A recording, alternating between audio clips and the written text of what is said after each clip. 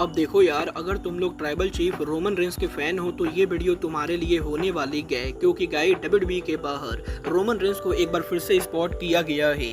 WWE में Finn Balor के demon character वापस आने को लेकर बैलर की तरफ से काफी बड़ी अपडेट आ चुकी है। स्टेफनी वैकूर डब्ल्यूडब्ल्यूई में किस शो पर डेब्यू करेंगी, इसको लेकर काफी बड़ी अपडेट आ चुकी है। तो गाइस वहीं डब्ल्यूडब्ल्यूई में एलए नाइट के क्रिएटिव फ्रीडम को लेकर एलए नाइट ने काफी बड़ा खुलासा कर दिया है। तो गाइस चलिए बिना किसी देरी के शुरू करते हैं इस वीडियो को। और सबसे पहले बात करेंगे डब्ल्यूडब्ल्यूई के रॉ और एनएक्सटी के व्यूअरशिप की। वेल गाइस बात करें अगर यहां पर डब्ल्यूडब्ल्यूई के रॉ और एनएक्सटी की, तो गाइस जहां लास्ट वीक डब्ल्यूडब्ल्यूई के मंडे नाइट रॉ को 1.8 मिलियन व्यूअरशिप मिली, वहीं इस हफ्ते डब्ल्यूडब्ल्यूई के मंडे नाइट रॉ को 1.7 मिलियन व्यूअरशिप मिली है, जो लास्ट वीक के मुकाबले कम है। और बेसिकली व्यूअरशिप के मामले में इस हफ्ते का रॉ लास्ट वीक के मुकाबले फ्लॉप रहा है। बट गाइस वहीं डब्ल्यूडब्ल्यूई के एनएक्सटी के अंदर जहां लास्ट वीक एनएक्सटी के go home edition heat web show को करीबन 5,42,000 व्यूअरशिप मिली, वहीं इस हफ्ते डब्ल्यूडब्ल्यूई के एनएक्सटी की व्यूअरशिप लास्ट वीक के मुकाबले करीबन 1 लाख से भी ज्यादा बढ़ चुकी है। और इस हफ्ते डब्ल्यूडब्ल्यूई के एनएक्सटी शो को करीबन 6,56,000 लोगों ने देखा है, जो यहां पर काफी ज्यादा है। और व्यूअरशिप के मामले में इस हफ्ते का एनएक्सटी शो लास्ट वीक के मुकाबले हिट रहा है। वल देखना बहुत ही दिलचस्प होने वाला है कि नेक्स्ट वीक रॉ और एनएक्सटी को कितनी व्यूअरशिप मिलती है। बट गाइस चलिए फिलहाल आगे बढ़ते और बात करते हैं ड्रू मैकिंटायर के फ्यूचर की। वेल गाइस ये बात तो हम सभी लोगों को मालूम है, डब्ल्यूडब्ल्यूई के अंदर करंटली स्टोरी लाइन के अंदर ड्रू मैकिंटायर को सस्पेंड कर दिया गया है। और यही मैकिंटायर के डब्ल्यूडब्ल्यूई से सस्पेंड होने के बाद अब इस चीज को लेकर रिपोर्ट आ रही है कि ड्रू मैकिंटायर भी यहाँ पर पैराडाइम टैलेंट एजेंसी के साथ कॉन्ट्रैक्ट साइन कर चुके गए। और गाइस बेसिकली ये वही एजेंसी है जिसके साथ कुछ दिनों पहले सीएम पंक ने कॉन्ट्रैक्ट साइन किया था। और बेसिकली इस एजेंसी के अंदर ड्रू मैकिंटायर हॉलीवुड के अंदर काम करने को लेकर डील कर सकते गए। और इस एजेंसी के द्वारा काफी सारे लोगों को अलग अलग प्रोजेक्ट में काम करने के लिए मदद की जाती है। और गाइस कुछ दिनों पहले सीएम पंक के इस एजेंसी के साथ कॉन्ट्रैक्ट साइन करने के बाद अब ड्रू मैकिंटायर सीएम पंक को फॉलो करते हुए वो भी यहाँ पर इसी एजेंसी के साथ कॉन्ट्रैक्ट साइन कर चुके गए। वेल देखना बहुत ही दिलचस्प होने वाला है कि मैकिंटायर को हॉलीवुड के अंदर कोई काम मिलता है या नहीं, और डब्ल्यूडब्ल्यूई के अंदर इस एजेंसी को लेकर स्टोरी लाइन आगे कैसे इम्प्रोवाइज होती है।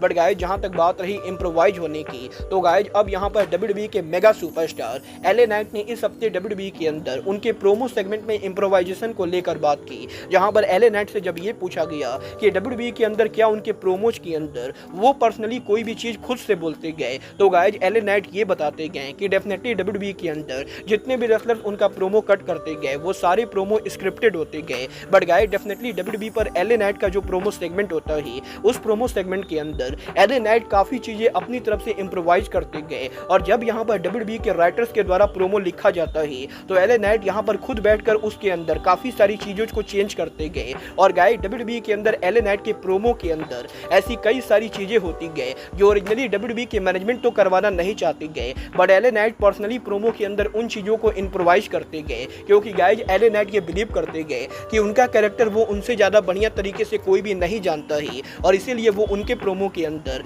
हमेशा कुछ ना कुछ इम्प्रोवाइजेशन करते रहते गए। बट गाइस चलिए फिलहाल आगे बढ़ते हैं और बात करते हैं डब्ल्यूडब्ल्यूई के ट्राइबल चीफ रोमन रेंस की। वेल गाइस बात करें अगर यहाँ पर रोमन रेंस की, तो गाइस ये बात तो हम सभी लोगों को मालूम है, रोमन रेंस करंटली डब्ल्यूडब्ल्यूई के टीवी से ऑफ चल रहे गए। और गाइस डब्ल्यूडब्ल्यूई के अंदर रोमन रेंस उनका रिटर्न कब करेंगे ये यहाँ पर अभी तक कंफर्म नहीं हुआ है। बट गाइस यहीं इस हफ्ते एक बार फिर से रोमन रेंस को डब्ल्यूडब्ल्यूई के बाहर एक पब्लिक प्लेस के ऊपर स्पॉट किया गया है। गाइस यहाँ पर इस हफ्ते एक रेसलिंग फैन के द्वारा सोशल मीडिया के ऊपर रोमन रेंस के साथ पिक्चर को शेयर की जाती है। और इस पिक्चर के अंदर ये रेसलिंग फैन ये बताता है कि रिसेंटली उसे यहाँ पर रोमन रेंस देखने को मिला, जहाँ पर उसका बेटा रोमन रेंस के साथ पिक्चर लेना चाहता था। और गाइस जब यहाँ पर इस रेसलिंग फैन का बेटा रोमन रेंस के पास पहुंचा, तो गाइस रोमन रेंस के ऑफिशियली मीट एंड ग्रीट ना होने के बाद भी वो काफी बढ़िया तरीके से इस रेसलिंग फैन के बच्चे से मिलते गए। और रोमन रेंस काफी बढ़िया तरीके से उसके साथ फोटो भी खिंचवाते गए। और ये रेसलिंग फैन इस चीज को देखकर काफी खुश है कि जहाँ टेलीविजन के ऊपर रोमन रेंस काफी हार्ड रोल प्ले करते गए,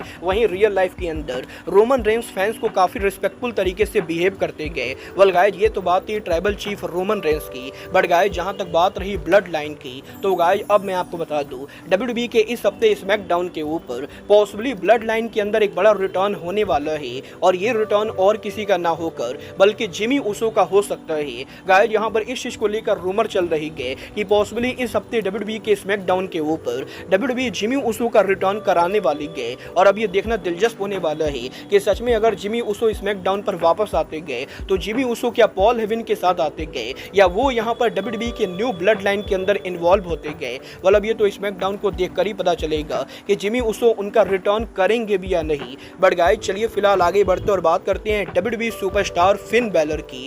वेल गाइज इस हफ्ते फिन बैलर के लेटेस्ट इंटरव्यू के अंदर फिन बैलर ने उनके डीमन कैरेक्टर को लेकर बात की, जहां पर फिन बैलर ने फाइनली ये रिवील कर दिया है कि वो यहां पर उनके डीमन कैरेक्टर को वापस लाएंगे या नहीं। गाइज यहां पर बैलर का ये कहना है कि WWE के अंदर करंटली वो हील सुपरस्टार के तौर पर काम कर रहे गए और बैलर ये बिलीव करते गए कि अगर यहां पर फिन बैलर WWE के अंदर हील है तो उन्हें यहां पर उनके डीमन कैरेक्टर को लाना नहीं चाहिए, क्योंकि WWE में बैलर का जो डीमन कैरेक्टर है वो हमेशा बेबी फेस के तौर पर वापस आता है और जब भी यहाँ पर बैलर पर कोई ज़्यादा अत्याचार करता है तभी बैलर के अंदर से उनका डीमन कैरेक्टर बाहर आता है। और क्योंकि करंटली फिन बैलर WWE पर बेबी फेस ना होकर बल्कि खुद यहाँ पर हील का रोल प्ले कर रहे गए, तो गाइज इसीलिए WWE के अंदर जब तक फिन बैलर हील के तौर पर काम कर रहे गए तब तक यहाँ पर डीमन का रिटर्न नहीं होगा। बट गाइज जब भी यहाँ पर बैलर WWE पर बेबी फेस बनेंगे तब यहाँ पर बैलर पॉसिबली उनके डीमन कैरेक्टर को वापस लाएंगे। मतलब ये तो आने वाला टाइम बताएगा कि WWE के अंदर फिन बैलर दोबारा बेबी फेस कब बनते गए। वाल आप लोग डीमन का रिटर्न देखना चाहते हो या नहीं,